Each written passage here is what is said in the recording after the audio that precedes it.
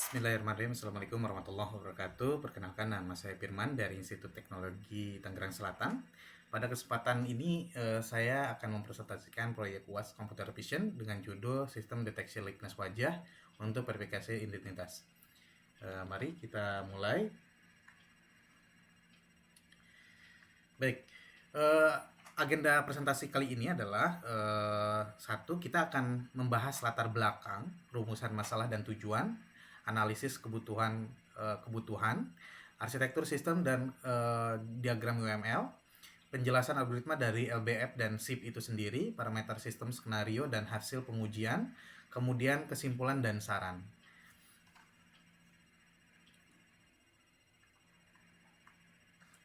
Oke.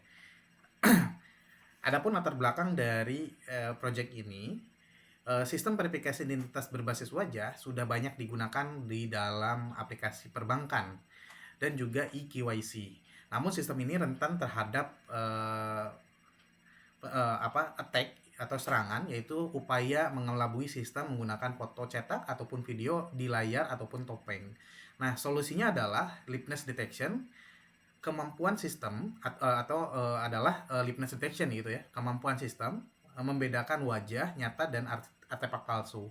Nah, proyek ini mengimplementasikan liveness detection menggunakan computer vision klasik berbasis LBP dan SIP yang dapat berjalan tanpa kebutuhan GPU. Dikomunikasikan dengan 8 tantangan gerak wajah aktif melalui Google ML Kit pada aplikasi Flutter. Oke. Nah, adapun rumusan masalah dan tujuan, ada 4 rumusan masalah. Bagaimana membedakan wajah nyata dari foto layar menggunakan computer vision klasik. Terus berikutnya, bagaimana mengimplementasikan ke aplikasi mobilenya. Bagaimana menentukan threshold optimal untuk logika LBP dan SIP-nya. Dan bagaimana mengevaluasi performa sistem secara kuantitatif. Nah, tujuan proyek ini adalah membangun sistem liveness detection end-to-end dari back-end REST API Python hingga aplikasi mobile Flutter. Nah, dengan evaluasi menggunakan accuracy dan precision dan recall dan juga F1 score. Nah, adapun analisis kebutuhan gitu ya, analisis kebutuhan. Nah, menggunakan project ini menggunakan framework PEAS, Performance Measure, akurasi klasifikasi lab versus SPOOF gitu ya. Waktu inferensi di bawah 20 milidetik, FAR dan FRR yang rendah.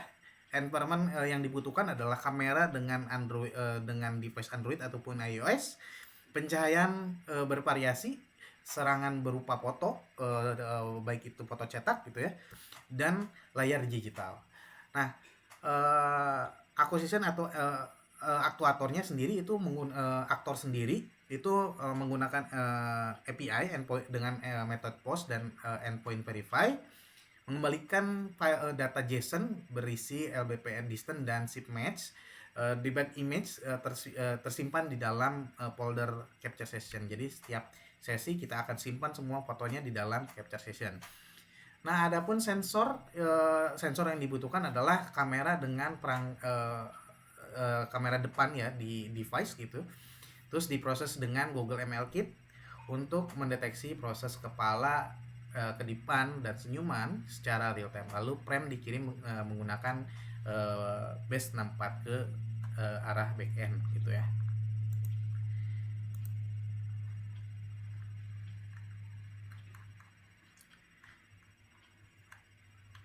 Oke, kita lanjut.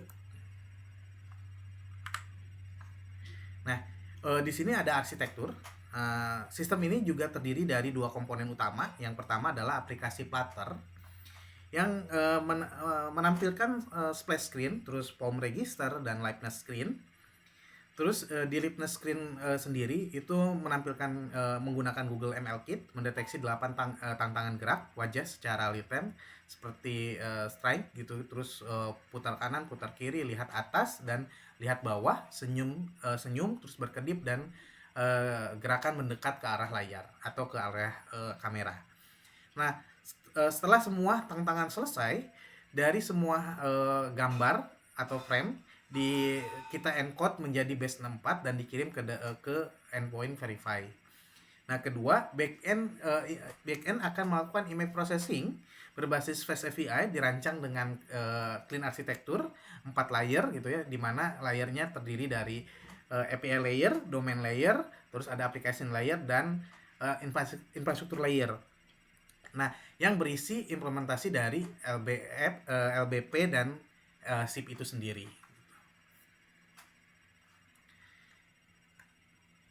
Nah, di sini ada use case diagram. Use case diagram adalah ini adalah mendefinisikan ada dua aktor di mana pengguna memiliki use case register, terus melalui sesi liveness melakukan 8 gerakan wajah dan melihat hasil verifikasi. Nah, berikutnya ada backend system, itu bertugas menerima frame yang dikirim oleh user, menghitung LBP chain square dengan distance gitu ya, menghitung SIP good match-nya, juga menyimpan debug image dan mengembalikan respon JSON ke user. Nah, keduanya berkomunikasi menggunakan REST API gitu ya, atau HTTP REST API gitu.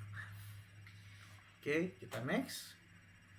Nah, di sini ada sequence diagram. Sequence diagram menunjukkan alur interaksi antar komponen menggunakan pengguna mengisi form, memulai sesi liveness menggunakan aplikasi Flutter, ML Kit mendeteksi gerakan dan capture frame otomatis setiap tantangan terpenuhi. Jadi ketika tantangan sudah terpenuhi, maka aplikasi akan secara otomatis mendetek dan menyimpan frame-nya gitu.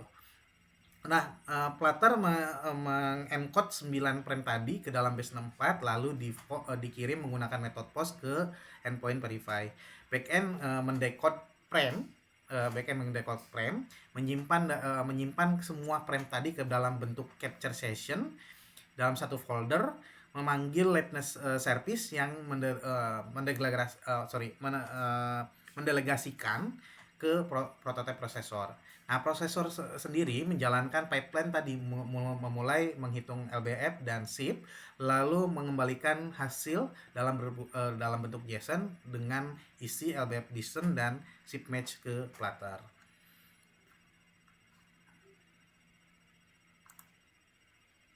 Oke, di sini ada kelas diagram dari backend proses itu sendiri, di mana backend ini menggunakan clean arsitektur dengan membagi beberapa layer gitu. Yang pertama ada domain layer, di mana di sana ada abstract class liveness processor, mendefinisikan kontrak atau metode dari verify itu sendiri. Application layer, di sini ada liveness service yang menerima liveness processor melalui dependencies injection. Nah, terus ada infrastruktur layer. Infrastruktur layer ini adalah prototipe dari prototipe prosesor itu sendiri, atau ada file yang bernama prosesor.py gitu ya, mengimplementasikan algoritma LBF dan SIP sebenarnya. Nah, terus terakhir ada skema input, register request, liveness payload, dan menggunakan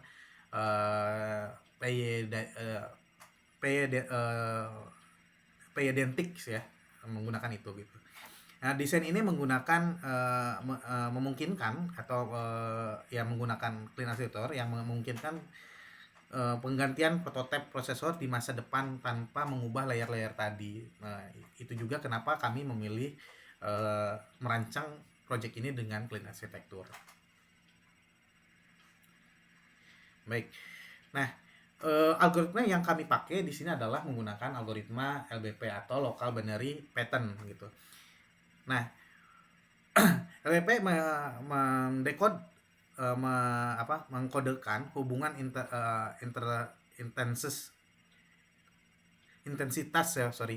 setiap pixel terhadap 8 tantangan. Kami menggunakan uniform LBP dengan 8 titik sampling pada radius 1, menghasilkan histograf 11 bin gitu. Perbedaan antara dua frame diukur dengan chi-square distance, dan D sama dengan 0,5 kali sigma dari HLI gitu, dikurangi H2I, dikuadratkan, bukan dikurangi tapi dikuadratkan, dibagi HLI ditambahkan H2i ditambah epsilon.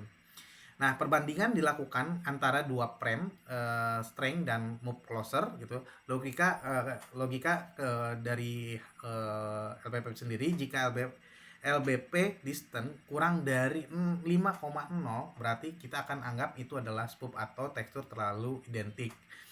Nah, jika antara 5,0 sampai 150,0 berarti hasilnya adalah live. Berarti ada perbedaan dari gambar satu dengan gambar 2. Itu dianggap ada variasi tekstur normal. Jika lebih dari 150 berarti ada kemungkinan spoop atau anomali tekstur akibat pantulan layar gitu. Nah, ini akan membuat user harus melakukan fitness ulang gitu. Oke. Berikutnya ini ada algoritma SIP atau plus BF match gitu ya. Nah, algoritma ini adalah yang kita pakai. Nah, SIP dan dikolaborasikan dengan BF match dan lower ratio test untuk memverifikasi konsisten dari identitas wajah antar frame. Jadi memastikan dari 9 frame yang dikirim itu wajahnya identik gitu. Alurnya SIP mengekstrak key point dan deskriptor dari frame, strength dan move closer. Jadi karena di aplikasi ini kita hanya dua yang kami yang dua gambar yang kami verifikasi, strength dan move closer gitu. Nah, BF match mencari dua kandidat dari match itu terdekat untuk tiap deskriptor. Nah, raw ratio test menyaring match dinyatakan bagus jika jarak terbaik kurang dari 0,75 kali jarak terbaik kedua. Nah, keputusan jika good match lebih dari atau sama dengan 8 berarti live. Nah, jika kurang nilainya dari 8 berarti spook gitu. Oke. Adapun parameter konfigurasi dari sistem ini, yang pertama adalah LBF itu 8 titik sampling, terus radiusnya 1, metode uniform, terus 11 bin histograph, epsilonnya 1E-7. Terus threshold LBF sendiri kita setting di minimum 5,0 dan maksimumnya di 150,0. Untuk threshold SIP-nya sendiri kita setting di minimal 8 itu dianggap good match gitu ya. Terus lower ratio testnya itu sendiri kita setting di 0,75. Nah, frame yang dianalisis itu hanya ada dua, yaitu strength sebagai referensi awal dan move closer sebagai frame akhir. Nah, target waktu yang kami targetkan adalah di bawah 200 mili detik per request. Oke. Nah, berikutnya adapun skenario pengujian gitu ya. Pengujian dilakukan 12 Juli 2026 dengan 3 skenario. Skenario 1 wajah nyata, menggunakan pengguna nyata gitu ya, melakukan 8 tantangan terhadap kamera. Terus harapannya LBF distance antara menghasilkan 5,0 hingga 150,0 dan chip match-nya minimal 8. Nah, skenario kedua itu menggunakan foto cetak atau foto wajah dicetak dalam kertas gitu ya. Harapannya LBF distance di bawah 5,0 karena teksturnya statis gitu. Nah, skenario ketiga itu layar digital gitu ya, atau monitor ataupun layar HP itu menampilkan foto gitu. Harapannya LBF distance-nya itu memberikan nilai 150 ke atas atau SIP match-nya di bawah 8 gitu. Nah, total dari pengujian ini ada 35 sesi dengan 15 live, 10 foto cetak dan 10 layar digital. Sebelum saya demokan, mungkin saya akan bahas dulu hasil dari pengetesannya itu sendiri. Di sini ada hasil dan metrik evaluasinya dari 35 sesi dan 30 diklarifikasikan benar ya. Jadi dari 35 sesi ini 30 dianggap benar dan 5 dianggap salah. Rinciannya ada 15 sesi live dan 13 benar sebagai live dan 2 salah sebagai spoof gitu. Jadi dari 15 kali kami mengetes yang 13 yang dianggap benar dan 2 dianggap salah. Nah, dari 10 sesi foto cetak itu hanya 8 yang dianggap sebagai spoof gitu ya, dianggap sebagai palsu, dan 2 salah sebagai live. Nah, 10 sesi layar itu dianggap 9 dianggap sebagai spoof atau palsu, dan 1 salah sebagai live gitu. Nah, kebingungan atau Confucius metricnya sendiri di sini TP13, FN-nya di 2, FP-nya itu 3, dan TN-nya 17. Metrik evaluasi akurasinya sendiri itu di 85,71%, precision-nya itu di 81,25%, terus recall-nya ada di 86,67%, F1 score-nya ada di 83,87%. FAR-nya sendiri itu di 15,00%, dan FRR-nya itu di 33%. Nah, waktu inferensi dari rata-rata 50 hingga 150 milidetik per request, memenuhi ini sesuai dengan target kita gitu. Nah, saya akan coba praktekkan gitu ya, bagaimana aplikasi bekerja.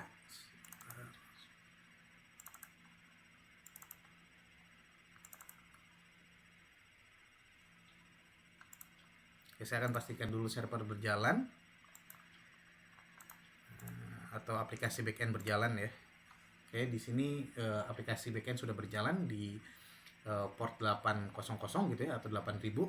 Di sini juga tadi saya sudah sempat melakukan pengetesan. Ini adalah contoh resultnya gitu ya. Oke, kita akan coba buka aplikasi mobile-nya.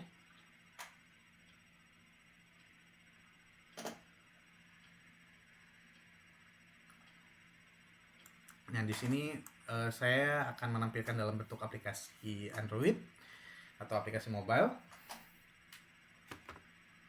Kita lakukan registrasi. Kita masukkan nama, terus email,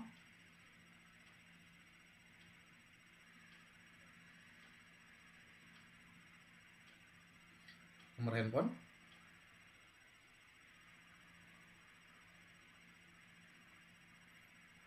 di sini kita masukkan password. Jadi gambaran ketika kita melakukan register gitu ya di sebuah aplikasi. Kita next. Nah, di sini kita akan mulai melakukan latency detection atau tantangan yang tadi yang diminta, yang kita gambarkan, kita jelaskan tadi di dalam presentasi. Pertama, tatap lurus oleh kepala ke kanan. Ini tantangan kedua, diminta ke kanan. Kita akan coba dulu ke kiri. Nah, dia tidak akan merespon karena kita salah melakukan instruksinya. Sekarang kita coba instruksi yang benar.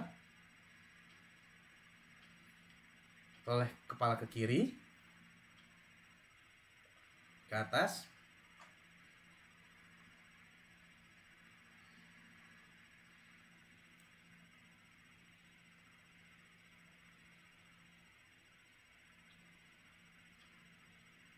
nah ini gambaran ketika wajah terverifikasi dan backend telah mengirim request tadi ya, resultnya sekian, dianggap true gitu, misalnya berarti responnya true atau requestnya berhasil ke backend gitu. Terus message-nya ini ekstraksi metrik selesai, session numbernya ini. Jadi kalau ini kebutuhan audit sih sebenarnya ya, folder sessionnya sendiri. Terus datanya di sini ada usernya atas nama Firman, emailnya ini gitu ya, metriknya sendiri, LBP distance-nya sekian gitu ya, ship match-nya di 79. Maka ini dianggap benar gitu, dianggap manusia asli. Nah, di sini kita bisa lihat di folder session, capture session ya. Nah, ini mulai dari gambar awal, terus saat menoleh ke kiri, ke kanan, melihat ke atas, ke bawah, terus tersenyum gitu ya, terus mengedipkan mata, terus mendekat ke arah layar gitu, ke arah kamera. Nah, yang kami bandingkan itu adalah dua gambar ini, gambar 8 dan gambar 0 gitu ya, karena ini dianggap gambar yang hampir sama posisinya gitu ya. Ini yang kami gunakan shift untuk memastikan dua gambar ini sama gitu. Nah, di sini juga ada proses untuk grayscale dan LBF Maps-nya sendiri gitu ya. Jadi di sini hanya dua, Strange dengan yang nomor 7 Moclosar yang kita coba uji gitu. Oke, kita kembali ke slide.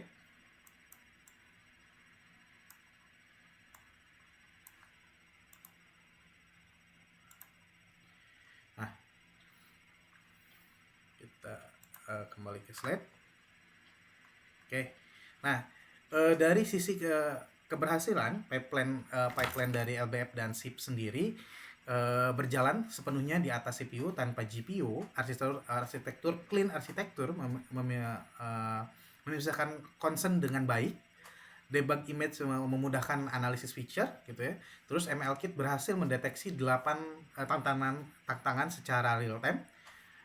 Kendala yang ditemukan yaitu perbedaan orientasi sensor kamera antar perangkat Android diatasi dengan kompensasi rasio berdasarkan sensor orientation. Nah, terus ada pun juga keterbatasan sistem rentan terhadap video replay berkualitas tinggi gitu karena hanya 2 frame yang kita analisa. Nah, performa juga menurun pada pencahayaan yang sangat rendah. Jadi ini memang diusahakan testing ini penggunaan ini harus menggunakan cahaya yang sesuai gitu ya.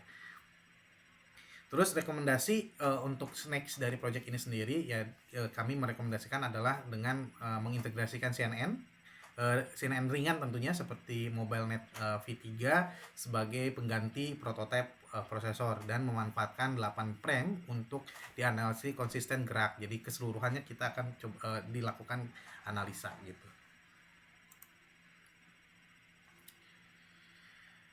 Kesimpulan dan saran. 5 kesimpulan dari proyek ini, sistem liveness detection berbasis LBF dan SIP berhasil diimplementasi end-to-end tanpa GPU. Waktu implementasi juga 50 hingga 150 milidetik sehingga ini dinyatakan di bawah target kita yang 200 milidetik gitu. Nah, clean architecture terbukti efektif dan mudah dikembangkan. Integrasi Flutter dengan PACE API berjalan stabil di Android device gitu ya. Terus 8 tantangan gerak wajah via MLKit berhasil mendeteksi liveness secara aktif. Nah, sarannya mungkin kita ganti prototipe prosesornya dengan model CNN atau NX gitu ya, memanfaatkan semua frame atau 8 frame untuk mention konsistensi dan lakukan kalibrasi threshold per model perangkat. Oke, terakhir demikian presentasi proyek UAS Computer Vision ini. Saya ucapkan terima kasih atas perhatian Ibu dosen gitu ya. Kami juga siap menerima pertanyaan dan saran agar aplikasi ini atau proyek ini jauh bisa lebih baik kembali, dan saya juga minta maaf jika selama proses pembelajaran ada hal yang kurang berkenan dari saya. Sekali lagi saya ucapkan terima kasih atas semua ilmu yang telah diberikan pada saya. Assalamualaikum warahmatullahi wabarakatuh.